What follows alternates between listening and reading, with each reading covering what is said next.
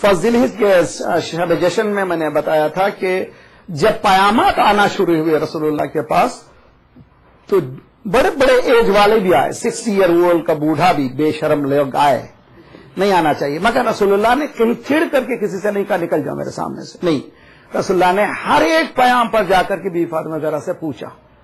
ایک بیٹی کے لیے جو نمونہ چھوڑا جا رہا ہے خوبصورت نمونہ ہے، اور یہ ہمارے لیے آئندہ آنے والے کے لیے بہترین سبق ہے، اس لیے کہ لقد کان فی رسول اللہ اسوۃ حسنہ، ان کی حیات میں اسوہ حسنہ ہے۔ تو ہر مرتبہ پیام آتا تھا رسول اللہ جاتے تھے فاطمہ زہرا سے پوچھتے تھے، تو اس کے معنی یہ ہے کہ پورا اختیار لڑکی کو دیا گیا ہے۔ یہاں پر ایک جملہ اور کہوں کہ لڑکیاں اس کو مس یوز نہ کریں۔ ہمارے پاس اگر لڑکی غیر شادی شدہ ہے، پہلی مرتبہ ہو رہی ہے، اس کی شادی باقرہ ہے، اس کے لیے باپ کی اجازت لینا بہت ضروری ہے۔ اگر باپ اجازت نہ دے تو شادی وہ نہیں کر سکتی۔ اب یہاں پر دو چیزیں ہوئے، ایک تو اختیار لڑکی کا، دوسرا باپ کی اجازت۔ تو اس کے معنی ہے کہ کیوں اسلام یہ دو چیزوں کو ملا رہا ہے؟ ایک تو یہ اس لیے ملا رہا ہے کہ اس کے اختیارات کو ہاتھ سے کھوئے نہیں، اس لیے کہ انسان انڈیپینڈنٹ ہے، وہ اپنا اختیار جس کو چاہے کر سکتا ہے۔ دوسرا باپ کی اجازت ملا کر کے خدا یہ کہہ رہا ہے کہ یہ بزرگ کے پاس 40-50 سال کا تجربہ ہے، اس تجربے سے فائدہ اٹھاؤ، اور جو تمہارے لیے یہ دے گا، یہ تمہارے لیے جو رہنمائی کرے گا وہ بہترین رہنمائی کرے گا، اور وہی شادی تمہارے لیے کامیاب شادی ہوگی۔ اس لیے اسلام نے جوان کی اجازت کو بھی شرط رکھا اور باپ کی اجازت کو بھی، یہ دونوں ملا کر کے انسان کی زندگی کی کامیابیاں یقینی طور پر۔ اگر ہم لوگ اس پر عمل نہیں کریں گے تو کیا ہوگا؟ کیٹسٹرفی ہوگی اور پرابلم ہوگا۔ اسی لیے قرآن نے کہا وَأَنكِحُوا الْأَيَامَ مِنكُمْ وَالصَّالِحِينَ مِنْ عِبَادِكُمْ، شادی کر دو جوانوں کی، شادی کر دو جوانوں کی، شادی کر لو نہیں۔ دیکھیے بہت اچھی چیز ہے، یعنی اس کے معنی ہے کہ ابھی وہ ٹینڈر ایج میں ہی ہو اور ان کی شادی کر دو۔ وہ شادی وَأَنكِحُوا الْأَيَامَ مِنكُمْ، تمہارے جوانوں کی شادی کر دو، وَالصَّالِحِينَ مِنْ عِبَادِكُمْ، یہ خوبصورت جملہ ہے قرآن کا، کانسٹیٹیوشن کا خوبصورت آرٹیکل ہے۔ مین پرپز آف شادی جو ہے صالحین کی پیداوار ہے، صالحین کو دنیا میں لانا ہے۔ جس صالحین کا تذکرہ ہر نماز میں کرتے ہیں، السلام علینا وعلی عباد اللہ صالحین، پروردگارہ ہم پر بھی سلام اور ان صالحین پر بھی، نیکوں پر بھی سلام۔ تو پاک معاشرے کی ضرورت ہے جس کی طرف ہم انتظار کر رہے ہیں۔ ہم لوگ یہ سمجھ رہے ہیں کہ امام آئیں گے تو صالح معاشرہ ہو جائے گا، امام یہ کہہ رہے ہیں کہ تم صالح ہو جاؤ تو میں آ جاؤں گا، تو دو چیزیں الگ الگ ہیں۔ امام یہ فرما رہے ہیں کہ صالح معاشرے کی ضرورت ہے جس میں میں آ سکوں، تم یہ کہہ رہے ہو تو امام آ جائیں گے تو ہم ٹھیک ہو جائیں گے۔ ہمیشہ یہی ہوتا ہے کہ اجل اللہ تعالیٰ فرجہ کہہ رہا ہے مگر گڑبڑ کر رہے ہیں، مولانا کیوں بھی گڑبڑ کر رہے ہیں؟ اس لیے کر رہے ہیں مولانا مولا آ جائیں گے تو انشاءاللہ ہم ٹھیک ہو جائیں گے۔ مولا کہہ رہے ہیں نہیں، تم ٹھیک ہو جاؤ تو میں آ جاؤں گا۔ ایک سلوات پڑھیے محمد والے محمد صلی علی محمد وعجل فرجم۔ یہاں پر جملہ کہہ رہا ہے کہ خدا مودت اور رحمت، دو چیزیں، دو انگریڈینٹ شادی کے لیے بہت ضروری ہیں۔ محبت، مودت، کیسی مودت؟ جس میں احکامات کے عمل کرنے کی صلاحیت ہو، جیسے قل لا اسألکم علیہ اجرا الا المودۃ، بالکل اہل بیت سے محبت نہیں کرو، مودت کرو، یعنی مودت کے معنی جو امام بتا دے، معصوم بتا دے، اس پر عمل کرو۔ وہی جملہ مودت کا لفظ ہے شادی کے لیے بھی۔ کیا مطلب؟ جعل بینکم مودۃ ورحمہ۔ ایک عجیب غریب حدیث سناؤں گا میں، جتنا ایمان میں اضافہ ہوگا اتنی بیوی سے محبت میں اضافہ ہوگا۔ حدیث میں ہے، میری طرف سے نہیں، اب یہ لیجیے مولانا جو ہے کیا کیا لا رہا ہے، میری طرف سے نہیں، ایمان میں ہے۔ جیسے تمہارے ایمان میں اضافہ ہوگا اتنا ہی تمہاری اپنی زوجہ سے محبت میں اضافہ ہوگا۔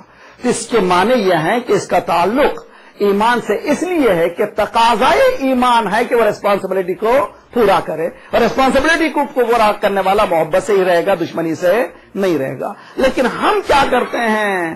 ہم کرتے ہیں، پک کرتے ہیں وہ چیزیں جو ہم کو مزے دے۔ مجلس میں انتظار کرتے رہیں باخری کا ایک ایسا جملہ ہو یا کہ کوئی مولوی صاحب کا ایک ایسا جملہ ہو جو ہم سے مربوط ہو، فوراً لے کر کے سنا، آج مولوی صاحب نے کیا کہا تھا، تم نے نہیں سنا اس کو؟ ارے باغری صاحب نے یہ، ارے بھائی دوسرا جملہ بھی مولانا نے کہا تھا وہ جو بیوی کے فائدے مند تھا وہ سوچتے نہیں ہیں، مگر میرے فائدہ مند جو تھا وہ میں سوچتا ہوں۔ اسلام کہتا ہے کہ شوہر کی باتوں کو سنو۔ شوہر صاحب کہتے ہیں اچھا میں لیٹ لا میرے واسطے کافی، بیوی کہتے ہیں ٹاٹا I can not do this, اس لیے کہ وہ قانون کو جان گئی ہے۔ اسلام نے یہ حق نہیں دیا ہے شوہر کو کہ بیوی سے کہے کہ کافی بنائے چائے بنائے، کل ملنے والی نہیں ہے آپ کو جی نہیں ہے، اسلام نے نہیں دیا، مگر ذمہ داری ہے اس کی، ذمہ داری وہ کر رہی ہے۔ تو آپ جب بیوی کو حکم نہیں دے سکتے تو بیوی سے غلامی کہاں سے کرا سکتے ہیں؟ تو بیوی کو سننے کے معنی کیا ہیں، شرائط کیا ہیں کہ زوجہ کو ضروری ہے کہ شوہر کی باتوں کو سنے۔ معنی کیا ہے؟ معنی ہیں جو حدود شریعت میں ذات پروردگار نے جو معین کیا ہے حدود کو، ان حدود کو سمجھے اور ان حدود میں جو حکم دے رہا ہے اس بات کو مانے۔ یہ کہ حدود شریعت سے جو بات آگے بڑھ رہی ہے، مگر فرض کیجئے کہ شوہر کہے کہ میں آرام کروں گا تم جا کے جاب کرو، ارے بھئی یہ آدھا اسلام ہوا نا بھئی، جاب کرنے کا حق اس کو دیا ہی نہیں گیا ہے، بلکہ نان و نفقے کا حق شوہر کے حق میں ہے، شوہر کو دینا چاہیے نان و نفقہ۔ اور یہ کہہ رہا ہے کہ اسی لیے روایتوں میں ہے کہ عجیب و غریب روایت، ایک زمانہ آئے گا کہ آخر زمانے میں نہیں معلوم پڑھنا بھی چاہیے نہیں پڑھنا چاہیے، ایک صلوات پڑھی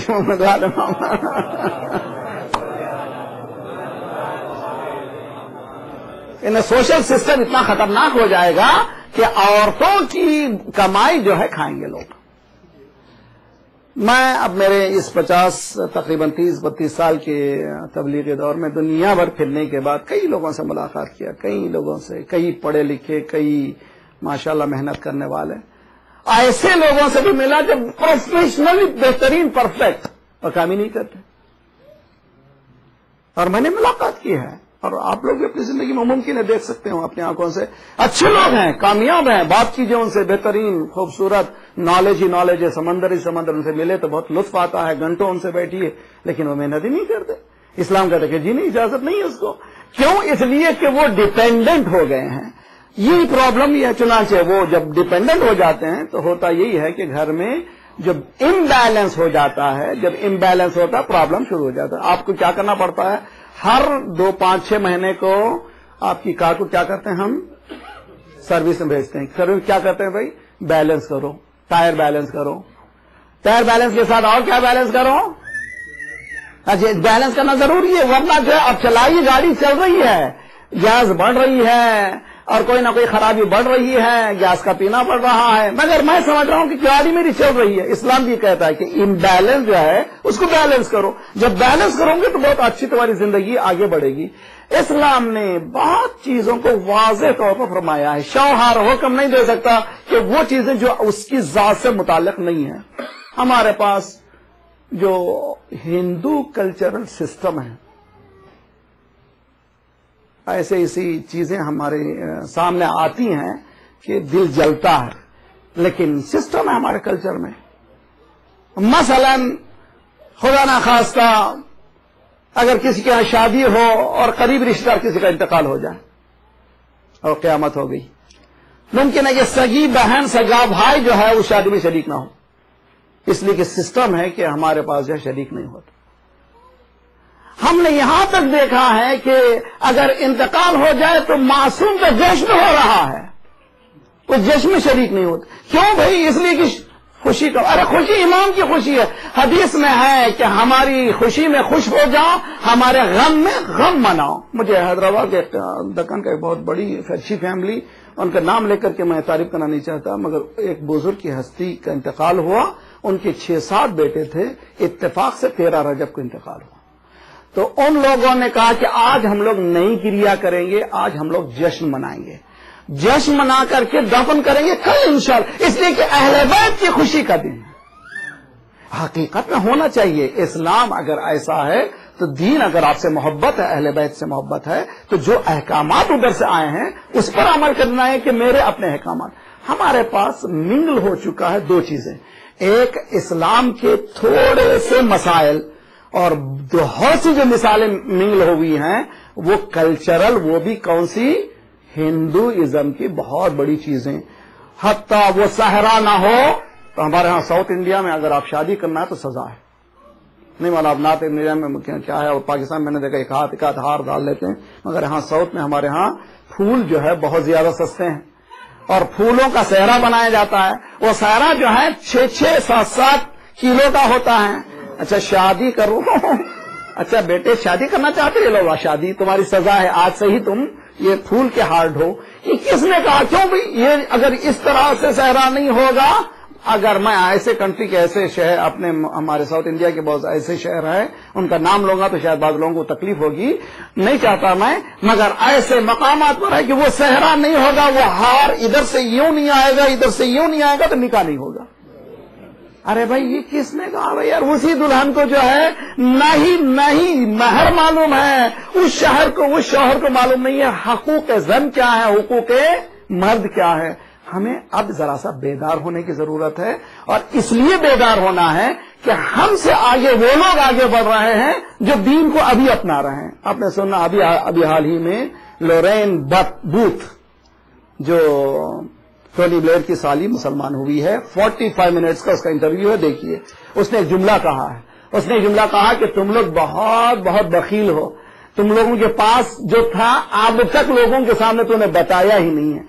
کسی نے پوچھنا، رپورٹر نے کہا کیا نہیں بتایا کہ تم لوگوں کے پاس یہ جو سجدہ اور یہ جو پیس ہے، اگر اس کا علم ہے جا دنیا کو، دنیا سب سجدہ کرے ذات پروردگار. صلوات پڑھیے محمد محمد و آل محمد و عجل فرج. ہمارے پاس بہت سی چیزیں موجود ہیں لیکن ہم نے ان چیزوں کو نہ ہی ایکسپلور کیا ہے نہ ہی دوسروں تک بتایا ہے. تو ضرورت اس بات کی ہے. تو میں آپ سے گزارش کرتا ہوں، اسی لیے میں نے 20 سال کے اس عرصے میں یہ pre marriage course, post marriage course, شادی سے پہلے کیا بات جاننا چاہیے، حقوق زن و شوہر کیا ہے، گفتگو کی. اور یہ راتوں میں بھی جو گفتگو کر رہا ہوں، بہت سے لوگ کہتے ہیں مولانا بعض وقت بہت ایکسپلیسٹلی آپ گفتگو کرتے ہیں. ارے بھائی ایکسپلیسٹلی اسلام گفتگو کرتا ہے، تبیان کہتا ہے اسلام، اوپنلی بات کرو کہتا ہے. میں تو کچھ کھولتا بھی نہیں ہوں، اگر کھولوں گا تو پریشان ہو جائیں گے آپ. نہیں، اور بہت زیادہ شال میں لپٹ ہی ہے. مگر ہے دین اس طرح سے. دین نے کوئی چیز، ایک حدیث ہے دیکھیے، لا حیا فی الدین. کیا لا حیا فی الدین کے معنی؟ شریعت کے سیکھنے میں کوئی شرمندگی نہیں ہے. اسلام نے کہا ہے کہ کبھی شریعت جب سیکھنا ہو تو شرمندہ نہ ہو بلکہ اوپنلی سیکھو. تو میں گزارش کرتا ہوں کہ آپ کے بچے پڑھ رہے ہیں اور آئندہ ہمارے فیوچر کیا ہونے والا نہیں معلوم. بہت وقت اسکیئرڈ ہی ہے، اتنا فیوچر ہمارا اتنا بلیک ہے کہ اٹ از ویری ڈیفیکلٹ.